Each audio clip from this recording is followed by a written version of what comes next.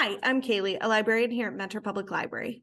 And I'm Meg, also a librarian, and welcome to this week's edition of All Booked Up with Cailey and Meg, where each time we give you different book recommendations on a specific theme. So this time, we are going to be looking at teen graphic novels. Now, anyone who has watched videos in the past knows Cailey and I love graphic novels, and we always, after it's been a while, we like to give you an update on some of the ones we're especially enjoying. I'd say that's true. It always feels like it's been so long since we've done one. Yeah, every right. time in between, but Right. it's because we have fun with them.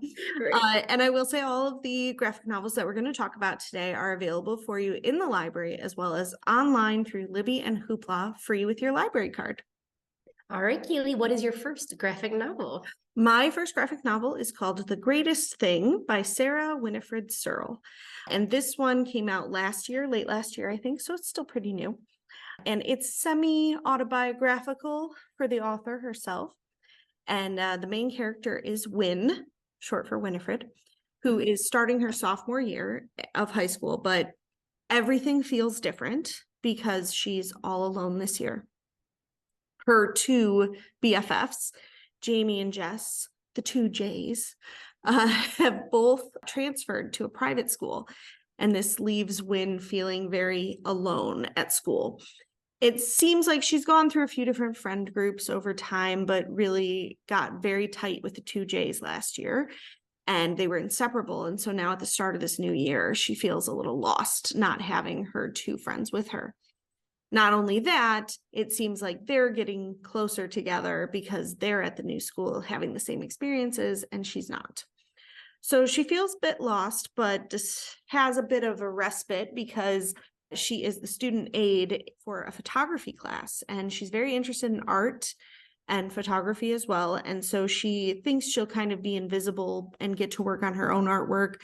But she finds April and Oscar, who not only see her and appreciate her, but they immediately befriend Win, and they start giving her like fashion tips and starting to include her, which at first kind of takes Win by surprise because she just kind of assumes that she's like in the room while they're socializing, not necessarily being part of the conversation.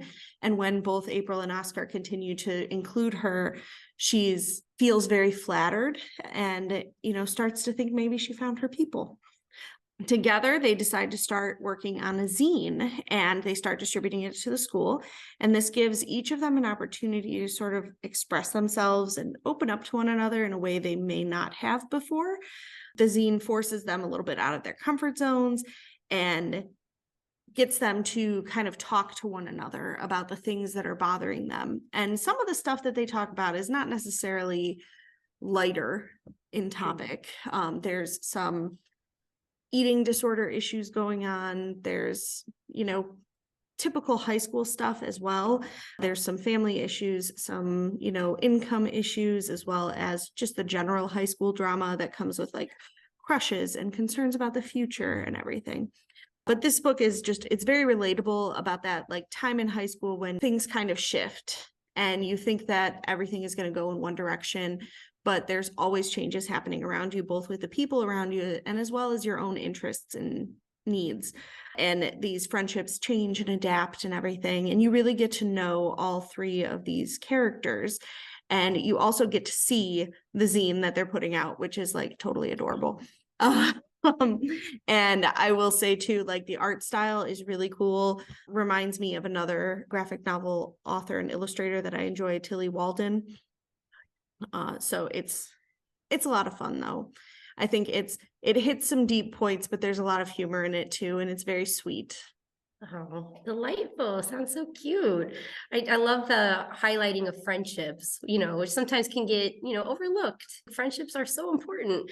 And in high school, especially, can be a time, like you were saying, so much change, maybe change in circumstances or personality, what have you. And I just think that's a great topic to cover. And it sounds fun at the same time with a lot of great images. So my first one is very similar in the focus on friendships, but also has some horses. And you know me, I love my animals. So it is called Ride On by Faith Erin Hicks, who I view as one of she's one of like great graphic novel authors and illustrators. I know you did pumpkin heads for one of our episodes in the past. We are a fan, yes. So we are a fan of Faith Erin Hicks. But this new one, this is her latest release. It's about 12-year-old Victoria. And she has been, for pretty much as long as she has been a little girl, entrenched in the horse competition world. So, she's going to fairs, performing, being with the horses. And as much as she loves horses, she's actually kind of burned out from all the stress of competition.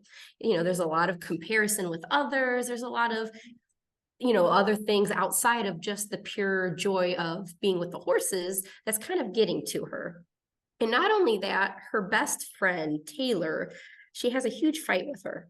And this fight leads Victoria to not only want to give up horse competition, but she doesn't even want to go to that stable anymore where she used to see Taylor and all the horses. She wants a clean break and a fresh start.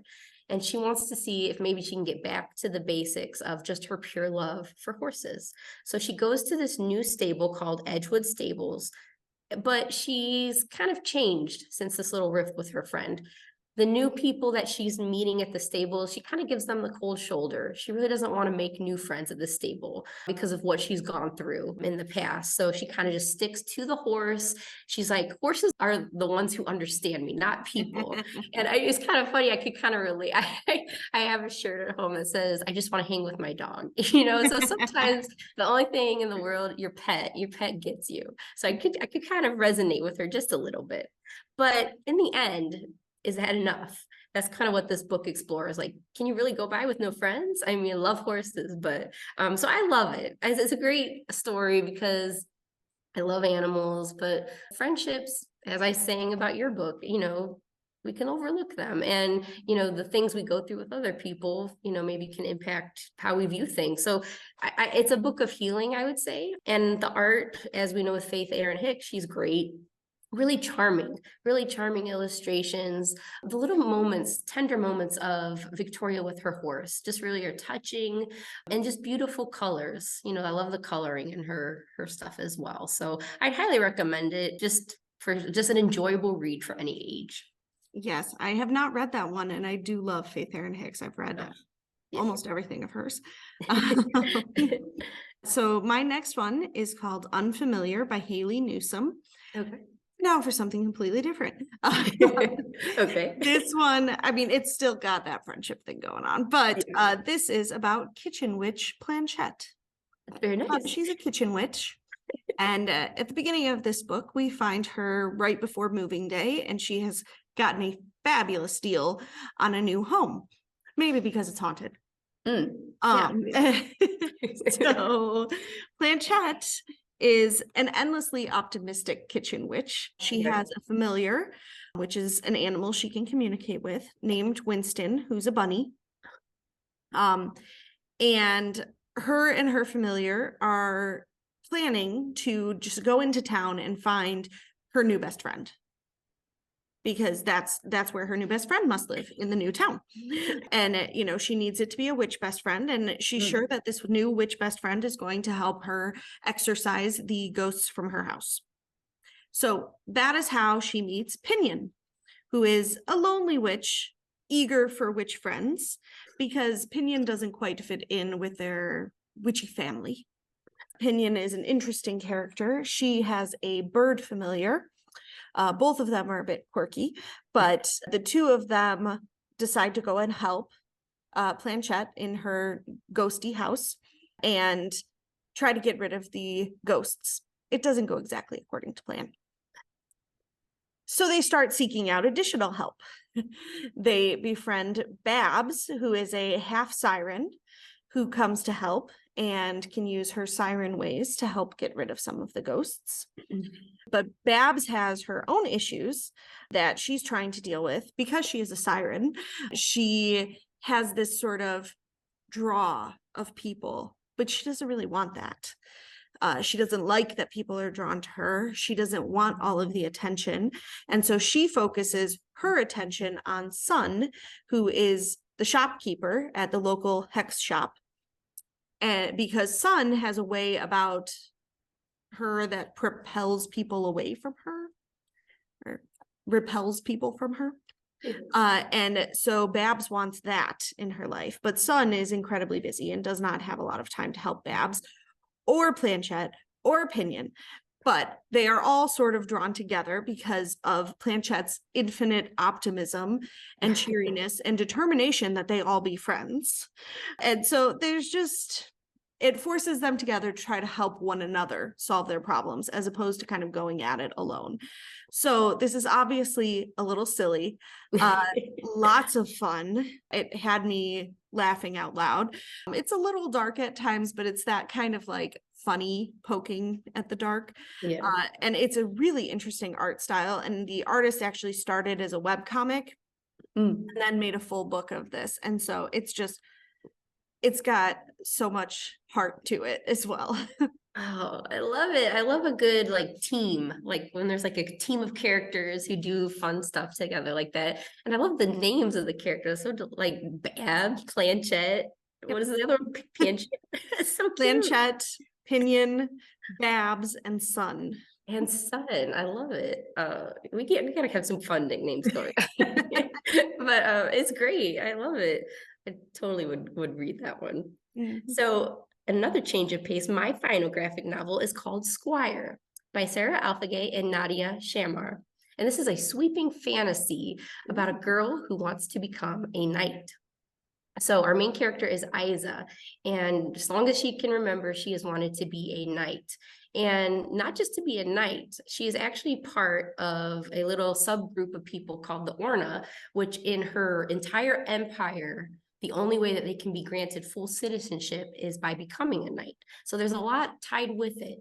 And her parents are actually kind of against it. So she's having to deal with a lot of, issues with her family, also her sense of identity and heritage. But she decides to kind of sneak off and go and compete in the trials to become a knight while hiding her Orna identity. So it kind of reminded me, I love like Mulan, you know how Mulan hides part of herself and goes through this whole trial. So it kind of is a little slightly similar to that, where, she's really enjoying the trials, the activities and the danger and the adventures they have to go on to prove themselves as a knight.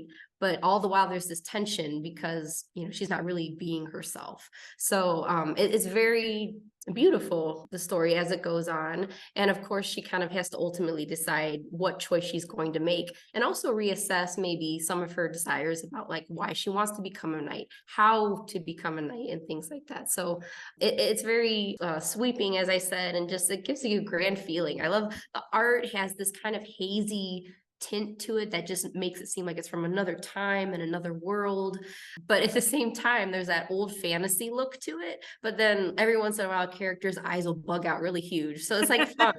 So I love that combination like of old Princess Bride but then wacky cartoon look. So it's really fun, and it gives you that itch if you just want something that feels like it's not a series yet. I think it may be eventually, but just to give you that hook of a very large, grander story in a graphic novel format. Wow. Yeah, that one sounds really good. I like diving into some of those more epic stories where it goes on for a little while too. And I mean, I think that all of the ones we talked about today are some nice, fun graphic novel reads. Which, is great for this end of school year for the teens, something lighter to read that, maybe will help take you away from all of the chaos at the end of the school year. Yes, no doubt. Well, thank you guys so much for joining us this time for All Booked Up. We hope you got some inspiration today to delve into the wonderful, colorful world of graphic novels. Yes, we will see you next time. Happy reading.